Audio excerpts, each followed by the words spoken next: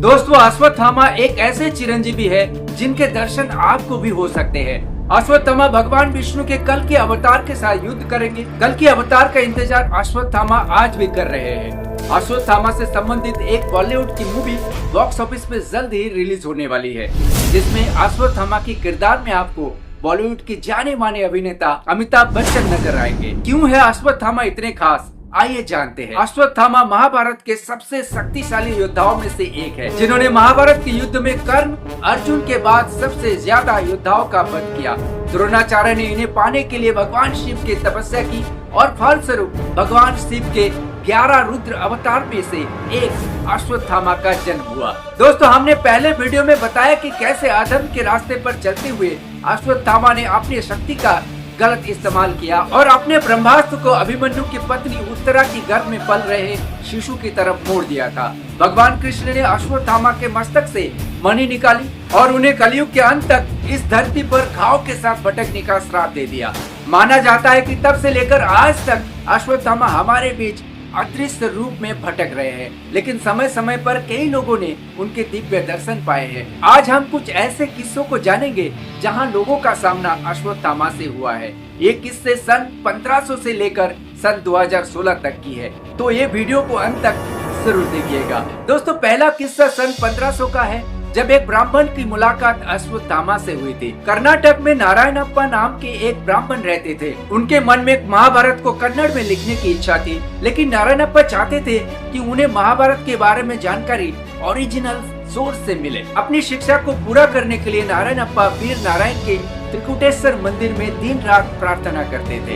एक दिन ईश्वर को उन पर दया आ गई। उन्होंने नारायणप्पा को सामने आकर उन्हें जानकारी दी कि आने वाले द्वादशी पारण में वीर नारायण के मंदिर में उपस्थित होना। जो ब्राह्मण सबसे पहले भोजन छोड़कर जाने लगे, उससे महाभारत की पूरी कथा सुन लेना, क्योंकि वही ब्राह्मण अश्वत्थामा होंगे। नारायणप्पा इस बात से बेहद प्रसन्न हुए और आने वाले द्वादशी के इंतजार करने लगे।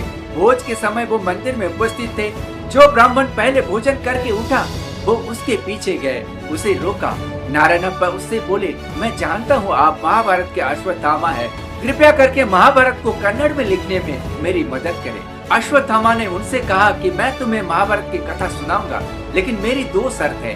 पहला शर्त ये है, तुम स्नान करके गीली धोती में ही महाभारत लिखना शुरू करना। मैं तब तक तुम्हें कथा सुनाता रहूंगा जब तक तुम्हारी धोती सूख नहीं जाती। इसी तरह मैं तुम्हें रोज कथा सुनाऊंगा।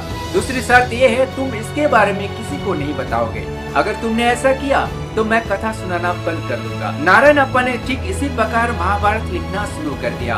गंध पर्व तक पहुँचते पहुँचते सब कुछ ठीक चल रहा था, लेकिन उस दिन नारायणप्पा अपनी उत्तेजना को छुपा नहीं सके और उन्होंने ये सब बातें अपनी पत्नी को बता दिया। इसके बाद अश्वत्थामा उन्हें कभी नजर नहीं आया। अगला किस्सा 19वीं सेंचुरी का है, जब संत वासुदेवानंद सरस्वती जी का मुलाकात अश्वत्थामा से शिल्पेश्वर की जंगलों में हुई। दोस्तों, स्वामी वासुदेवानंद सरस्वती आध्यात्मिक रूप से काफी उन्नत संत थे। उनके शिष्य उन्हें दत्तात्रेय का अवतार मानते थे।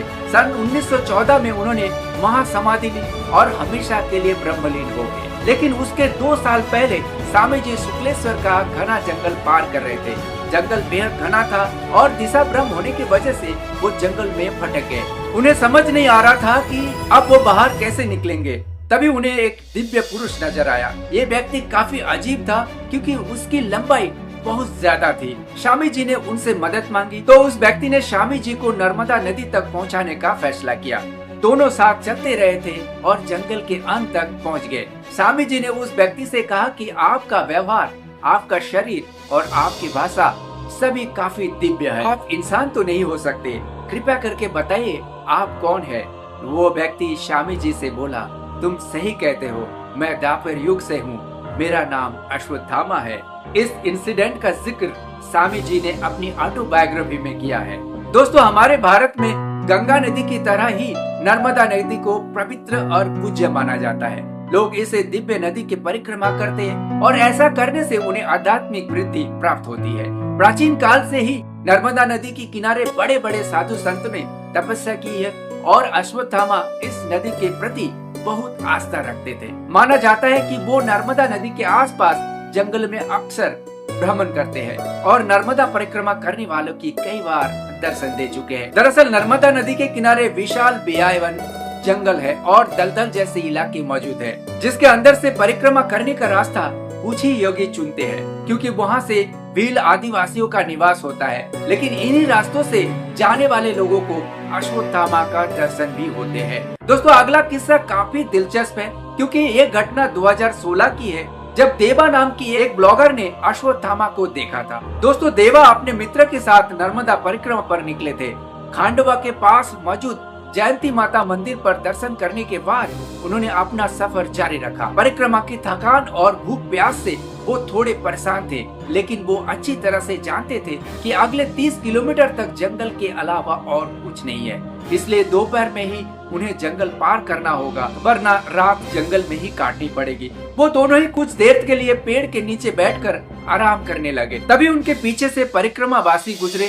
वे लोग उनसे नर्मदे हर कहकर आगे निकल जाते हैं। देवा और उनके दोस्त अब आगे जाने के लिए चलने लगे। कुछ देर जाने पर उन्हें घंटी की आवाज आने लगी। ऐसा घंटी अक्सर गायों के गले में लगाए जाते। उन्हें लगा कि ये घंटी परिक्रमा वासियों के पास है। कुछ ही देर में एक खाली जगह पर उन्हें कुछ गाय और एक चरवाहा दिखाई दिया। उन्हें बड़ा अजीब लगा कि इस जगह पर सिर्फ जंगल छोड़कर और कुछ नहीं होना चाहिए था। आगे में वो चरवाहा उन्हें आवाज देकर पास बुलाया और खाने में रोटी सब्जी दी और पीने के लिए पानी देकर कहा, भोजन ग्रहण करिए। दोनों एक एक रोटी खा रहे होते, लेकिन देवा आदमी के चेहरे की ओर देखने की कोशिश करता है, पर उसे उनका चेहरा दिखाई नहीं देता। देवा को उनका चेहरा धुंधला दिखाई दे रहा था। उसे लगा कि थकान की वजह से ऐसा हो रहा है, पर उन दोनों ने खाना खाए, पानी पिए और चल दिए। चरवाहा ने कहा, आगे में वही रुकना जहाँ रात बितानी हो, नर्मदे हर। जैसे देवा और उनके दोस्त पीछे मुड़कर देखा, ना तो उन्हें चरवाहा दिखाई दिया और ना ही गाय।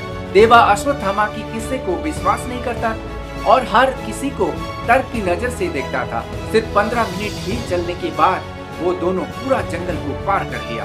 देवा को बेहद आश्चर्य हुआ, पर आगे बढ़ते रहे। बाहर ही वही टोली मौजूद थी जो उनके आगे निकली थी। देवा ने उनसे पूछा, क्या उन्हें चरवाही मिली थी जो ठीक आप लोगों के पीछे था? उन्हें कहा कि हमें तो कोई ऐसे चरवाहे नजर नहीं आए। तभी उन साथियों में से एक बोले, तुम्हें अश्वत्थामा के दर्शन हो गए। लेकिन देवा ने उन साथियों की बात को नजरअंदाज कर दिया और आगे बढ़ते गए।